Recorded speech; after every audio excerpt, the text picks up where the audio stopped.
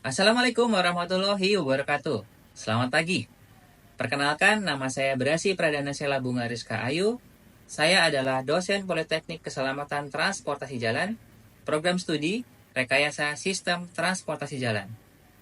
Pada kesempatan kali ini, saya akan menyampaikan video pernyataan diri dosen dalam unjuk kerja Tridharma Perguruan Tinggi. Latar belakang pendidikan saya yaitu S1 Pendidikan Seni Rupa, S2 Manajemen Pendidikan di Universitas Sarjana Wiyata Taman Siswa. Sedangkan pelatihan yang sudah saya ikuti yaitu Pekerti, Applied Approach, pelatihan desain grafis, dan Public Speaking. Saya mengampu mata kuliah Manajemen Penyuluhan Keselamatan Transportasi Jalan dengan beban 3 SKS, 1 SKS teori, dan 2 SKS praktik. Mata kuliah ini memberikan pemahaman secara komprehensif tentang manajemen kegiatan penyuluhan keselamatan jalan.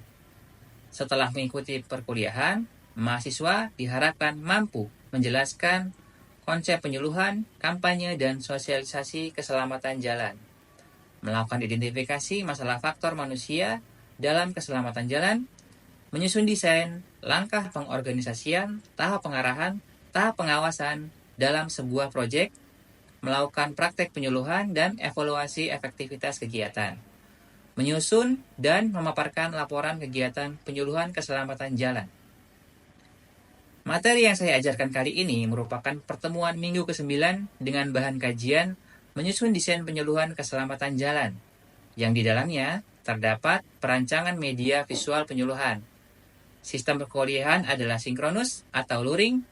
Metode pembelajaran meliputi diskusi, tutorial, dan praktek, sehingga terjadi interaksi yang aktif antara dosen dan mahasiswa.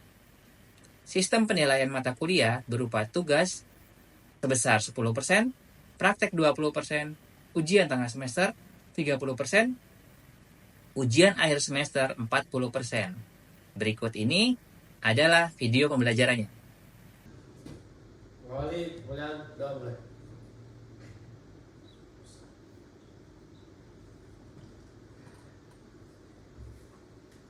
Selesai, start. Teman, gerak. Assalamualaikum warahmatullahi wabarakatuh. Waalaikumsalam warahmatullahi wabarakatuh. Selamat pagi semuanya. Pagi. Untuk pertemuan hari ini kita akan melanjutkan setelah kalian UTS kemarin ya. Jadi kalau sebelum UTS kan kalian sudah mencoba untuk menyuluh di tempat sekolah ya, masing-masing yang kalian tuju. Kalau kemarin, kira-kira ketika kalian menyuluh itu ada kendala nggak? Kan setiap kelompok udah saya bagi tuh. Ada yang TK, SD, kemudian SMP, ada yang SMA. Kira-kira kalau untuk yang TK dulu? Kami menyimpulkan juga untuk anak TK itu dibutuhkan kayak audio terus sama visual yang menarik untuk pelajaran mereka. Oke, baik. Jadi dibutuhkan untuk dari kreativitasnya ya, supaya mereka agak tertarik terkait dengan penyuluhan itu. Oke, yang kemudian yang dari SD, yuk, Mas. Jadi Mbak, kalau untuk anak-anak usia SD itu mereka mungkin untuk nangkap fokusnya mungkin lebih cepat daripada anak TK. Tetapi mereka juga gampang terdistraksi Pak sama misalnya gangguan-gangguan lain itu, jadi fokusnya gampang hilang. Terima kasih. Jadi dari beberapa hal yang tadi kalian sampaikan itu bisa kita ini ya, kalau gali lebih ke belakang kemarin di pertemuan kedua kalau nggak salah. Nah, di manajemen penyuluhan kan sebenarnya kita harus apa? Merancang, kemudian merencanakan, dan ada lagi yang mendesain ya. Nah di situ itu pentingnya kalau mau melakukan penyuluhan terlebih dahulu kita harus merancang dulu gimana caranya, kemudian nanti solusinya kayak gimana. Nah itu harus kita lakukan pertama kali. Nah untuk mendukung hal tersebut biasanya kita akan membutuhkan sebuah media. Nah media ini nanti bisa akan mendukung kalian ketika kalian melakukan sosialisasi di sekolah ataupun di tempat umum. Nah, Sebelumnya akan saya tunjukkan dulu beberapa gambar. Nah, di sini berbeda dengan yang tadi. Nah, yang bisa kalian lihat di sini kira-kira apa? Ya, Gambarnya gokil. gambarnya Di luar ekspektasi. Mungkin kalian bisa ingat yang ini ya. Ya, ini adalah kayaknya itu ekspektasi. Di bawah itu kayak ada muka yang diperas. Ini itu kita akan bahas media visual. Jadi kalau sebelumnya itu kan kita sudah mengenal ada 3 ya. Ada 3 jenis media. Apa aja? Media Media visual, audio sama audio visual. Itu ada 3. Dan hari ini kita akan membuat sebuah media visual. Dalam membuat media visual itu ada kaidah-kaidah yang harus kita terapkan dalam membuat suatu poster. Nah, ini di sini adalah contoh poster ini. Nah, poster. Oke. Yang pertama, jadi yang akan kita bahas hari ini itu adalah gimana sih cara membuat poster yang baik. Nah, caranya itu harus ada elemen-elemen visual yang kita masukkan dalam ketika kita membuat poster. Yang pertama itu ada garis. Garis di sini itu sebenarnya dia itu adalah titik yang terhubung sehingga dia membentuk garis.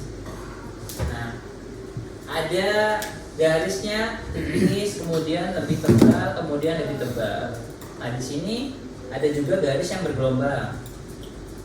Ada juga yang zigzag, ada juga yang bersifat abstrak. Nah, fungsinya dari garis ini sebenarnya apa? Kalau dalam sebuah visual, fungsinya sebagai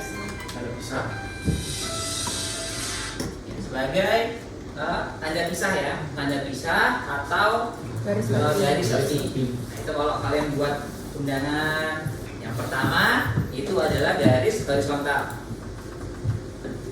Garis horizontal itu punya kesan masing-masing. Nah, untuk horizontal sendiri itu kesannya adalah terkesan tenang, diam, statis, ya kan? Nah, untuk garis horizontal sendiri, kira-kira kalian pernah lihat nggak visual yang terkait dengan garis yang horizontal? Pernah nggak di sekitar hidup kalian? Di sekitar kalian apa? Buku tulis. Buku tulis, oke. Kayak detak jantung. Nah, detak jantung. Kenapa sih kok 3 garis gitu kan? Karena pesannya diam, gitu. Kan statis gitu. Nah, kalau dia ada detaknya kan kayak gitu. Kemudian ada nggak yang biasa kalian itu loh pelajarin loh di jalan apa tuh? Ya, marka. Apa lagi? Not balok. Garisnya not balok. Not balok. Ya kan itu ada garisnya. Ya, Garis itu yang kalau kalian mau nyebrang jalan zebra. Tahu nggak zebra cross kenapa horizontal? Anak. Hah? Iya, dia tenang. Ada kesan tenang. Jadi kalau zebra cross kan kita menghadap kan nggak kayak gini kan, nggak vertikal kan? Kita menghadap itu horizontal supaya kita jalan itu tenang, kan? Gitu kan? Kita juga diajarin kan kalau penyeberang itu pelan-pelan. Iya. Pelan-pelan. Makanya ada alasan kenapa zebra cross itu dibuat horizontal. Kalau dibuat vertikal, kebut kalian. Kebut. Di tanda panah. Kalau tanda panah itu kan ya diagonal ya. Diagonal gini kan.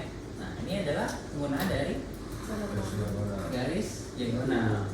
Coba kalau garisnya kotak, kan kayak palu. Nggak lucu, lucu nggak? Lucu ya. Apalagi kalau udah gitu. Nah, nggak menentukan arah gitu. Jadi memang tujuannya dari sejarahnya itu menentukan arah atau pergerakan ke isinya itu kan ada kan di rambu-rambu itu kan. Gunanya apa? Gunanya untuk membuat sebuah ilusi. Ilusinya apa? Kayak hipnotis gitu. Kayak tiga dimensi. Ya, jadi seandainya saya punya bidang kayak gini. Nah, kalian bisa mengatakan ini benda 3 dimensi nggak kira-kira? Belum. Ya belum. Karena apa? Karena saya tidak memberikan value. Ya, value-nya gimana caranya? Gelap terang aja. Tambahkan asiran. Betul. Bisa pakai asiran, bisa pakai blok, bisa pakai blok warna. Nah, ini bisa kita asir. Nah, di sini asirnya paling sedikit. Jadi kita akan bisa memberikan dimensi dari sebuah dari sebuah objek ini di bawah. Gambar yang tadinya datar, ketika kita berikan value, itu jadi sebuah bangun 3D dari bangun ruang 3D. Nah, contohnya kayak gini. Nah, ini kalau kalian bisa membayangkan, ini tuh gak ada bayangannya, bahwa cuma tekstur kayu doang, itu nanti kalian nggak bakal tahu bahwa ini tuh benda 3 dimensi ya. Iya kan?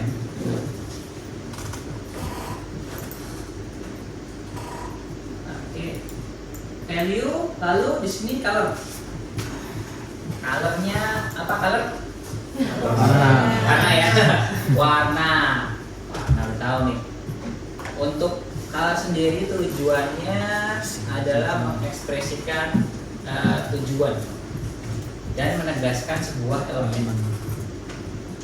Jadi ketika ada elemen yang kalian buat dalam sebuah poster tadi, itu kalian harus memilih warna untuk menegaskan, oh ini yang bakal penting, yang mau saya tunjukkan ke audiens, ya kan?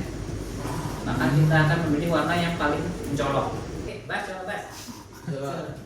Ini apa? Merah, Ini? kuning, Ini? ungu, Ini? itu pink. Dah, Oke, ini? itu biru. Oh, siap.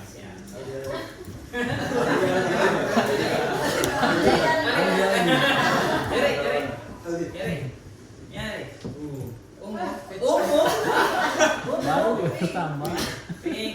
Ini? Kuning. Ini apa? Oh, hijau. Ini? Hitam. Masih spesialis. Oke.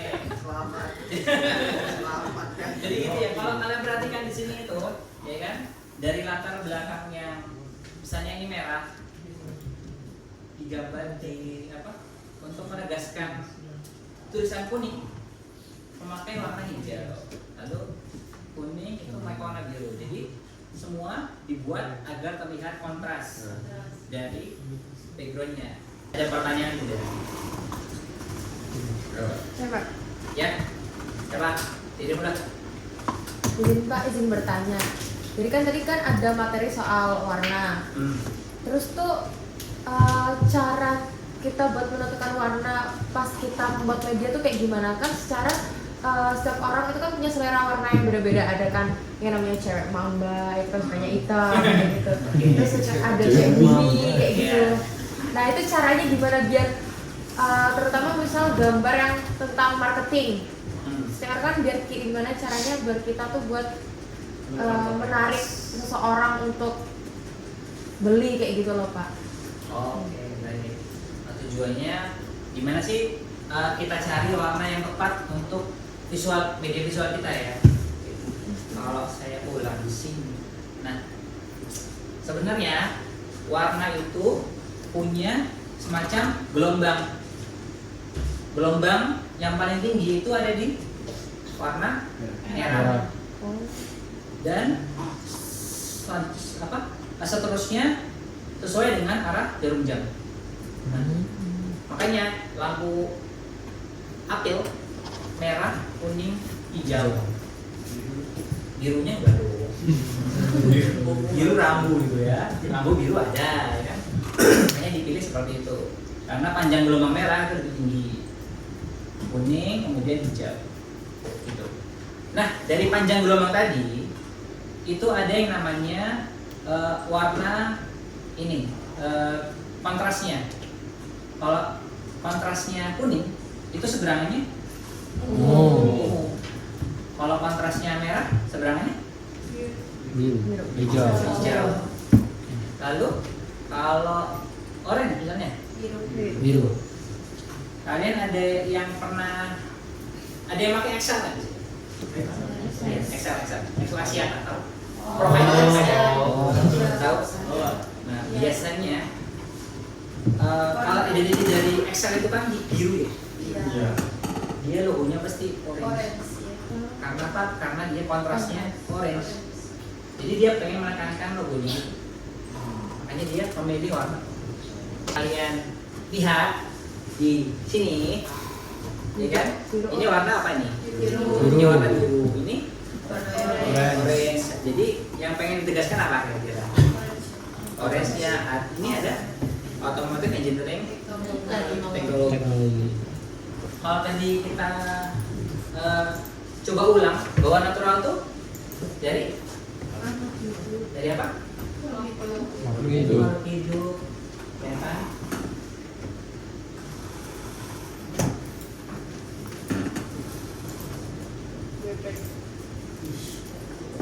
Nah, ini apa? Bebek. Ya, bebek. Terus kalau saya mau pengen ubah ke ini ya gimana? Ke bentuk abstrak. Bisa kayak gini.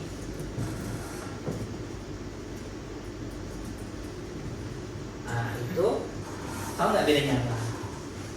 Jadi bentuknya lebih detailnya hilang, bentuknya sederhana, Lebih kaku. ya dicari apa yang menjadi profilnya. Ya profil yang paling kelihatan bahwa itu seekor bebek gitu. Ciri bebek apa sih? Oh lehernya panjang, kemudian kakinya kecil, kemudian ekornya cuma segini doang ya, umil gitu kan? Itu. Iya. Sama kalau kalian moto ya, pernah moto ini nggak siluet gitu?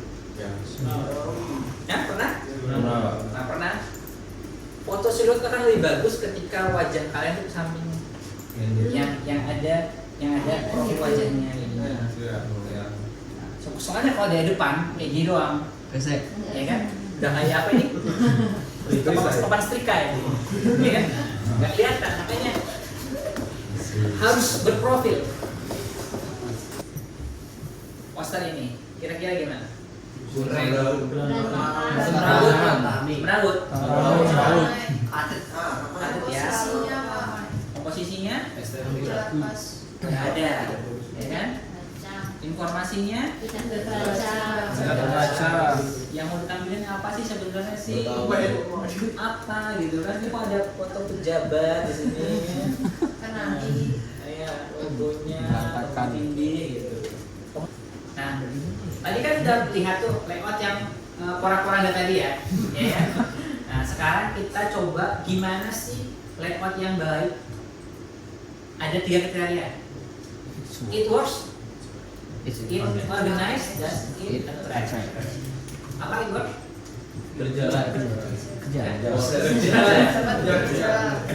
Kemudian organized, attract, ya. Oke. Dalam membuat 3 tadi perlu adanya 5 prinsip dasar. Ada proximity, white space, alignment, contrast, sama repetition.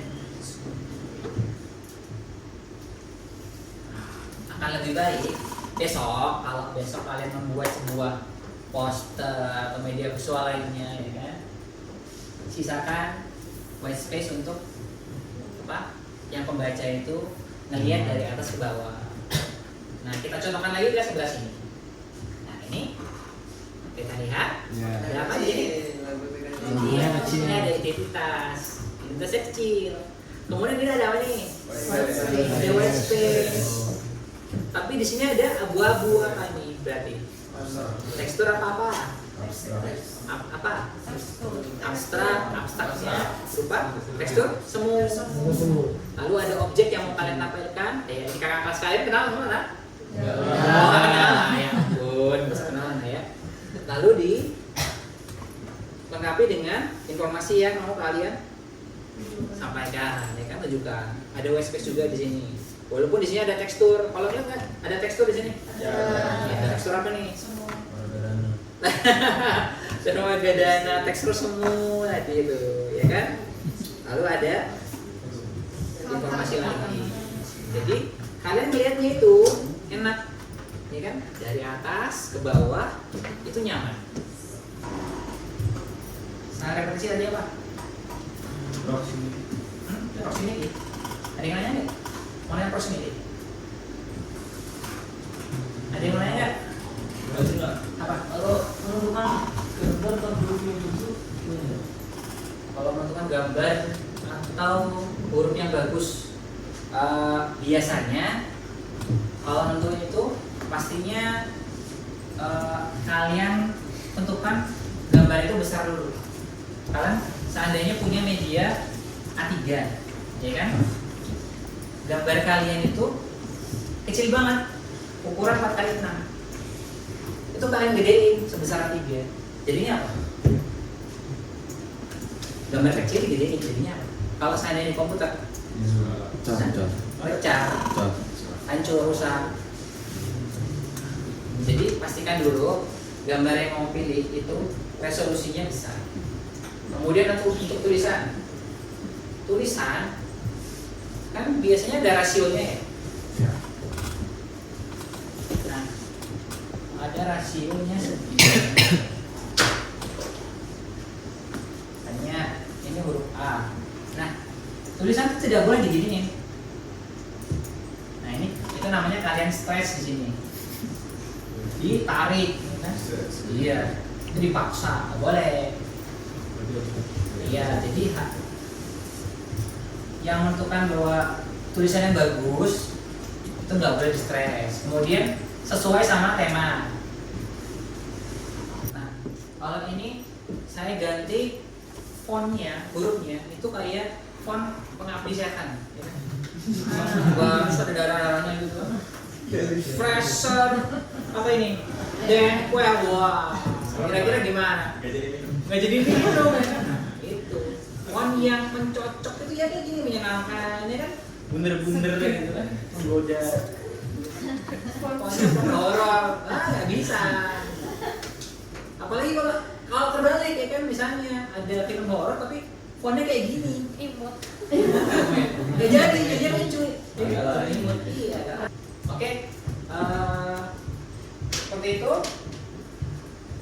Kalau saudara, saya ada tugas hari ini, yaitu kalian akan mencoba membuat sebuah poster. Nah, caranya bagaimana? Caranya, ini kalian bisa mengambil dari yang sudah saya sediakan. Saya sudah sediakan 3 background, biru, hijau, dan merah. Nanti masing-masing dari kalian ini berapa? 30. Oke. Masing-masing dari kalian membentuk 3 orang. Jadi 10 kelompok, 3 orang. Nanti akan saya bagikan yang terdiri dari merah, kuning, hijau ini. Lalu ada tulisan. Lalu ada tulisan lagi, ya kan? Oleh, ada safety. Kemudian ada ini apa nih? Identitas, ya. Sama ada objek yang akan ditaruh di latar belakang ini. Nanti kalian gunting lalu tempel. Oke. Mas kita sudah sediakan gunting dan print. Biasa sediakan. Dia pakai helmnya. Iya. Ini tuh yang bisa membaca apa aspek visual dari yang saya kasih. Betul. Kreatifnya di mana kreatif? Tapi sayang tidak apa? Nggak safety. Ada gerakan, ada white space, kemudian penekanan safety harus. Lalu untuk objek ditempatkan di tengah menjadi presisi. Nice. Bagus. Oh, tadi teman-teman lain kata pada slogannya di atas, namun di bawah. Oke. Kemudian nutupin apa kelemahan si objek ini kan separuh doang kan ya, pakai tulisan. Oke, nice, cukup kreatif. Kemudian white space-nya bagus. Kemudian ada simbol kalau berbakat.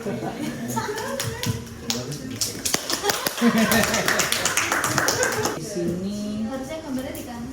Nah, harusnya betul gambarnya akan lebih baik di sebelah kanan karena biar seimbang, ya kan? Kalau kayak gini tuh sama kayak kasus tadi, white space yang matahari itu loh, yang kiri semua miring-miring itu.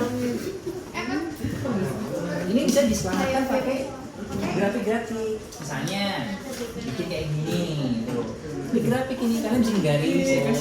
Garis sendiri itu si objek ini malah mengganggu. Harus ada dua pesan yang sama. Setuju. Betul. Tadi ada sama kayak poster yang tadi tuh, yang tulisannya jauh. Nah, ini khusus yang ke sini. Ya, ini lurusnya ke sini. oh baik. Simetrisnya di situ. Oke. Satu. Walaupun dia jaraknya di sini, itu bisa pakai warna yang sama, biru juga. Nah itu bakal jadinya harus safety, jadi nyambung. Harusnya itu penekan dulu, Pak. Iya, ini kan sebenarnya satu pesan. Ya. Oke, jadi tadi kalian sudah mencoba ini ya, mencoba apa yang sudah dipelajari tadi terkait dengan prinsip dasar dan ada elemen-elemen desain. Nah, saya memberikan tugas ini dengan keterbatasan, yaitu hurufnya cuma ada 3, ya kan? Kemudian objeknya cuma 1, besar, kecil, sedang. Lalu warna yang saya pilihkan itu hanya terbatas. Mungkin kalian ada yang suka warna lain kan, atau jingga, ungu, gitu kan? Tapi saya hanya berikan keterbatasan. Ini merupakan simulasi. Nanti kalau seandainya kalian itu diminta untuk membuat sebuah poster lah. Kita kasih pesannya kecil sehingga tidak terlihat over juga. Kalau kosong kan pasti ada kosong dulu kan. Jadi tidak terlihat sumpah, jadi masih enak dilihat. Jadi dengan keterbatasan itu saya lihat kalian sudah cukup berhasil dalam melaksanakan tugas. Oke, plus. Oke. Nah, baik. Gitu ya. Sampai di sini ada pertanyaan nggak? Ya, siap. Ya. Oke, terima kasih banyak. Untuk pertemuan tadi saya cukupkan. Nanti kalian bisa kembali ke tempat masing-masing. Saya akhiri. Assalamualaikum warahmatullahi wabarakatuh. Waalaikumsalam warahmatullahi wabarakatuh.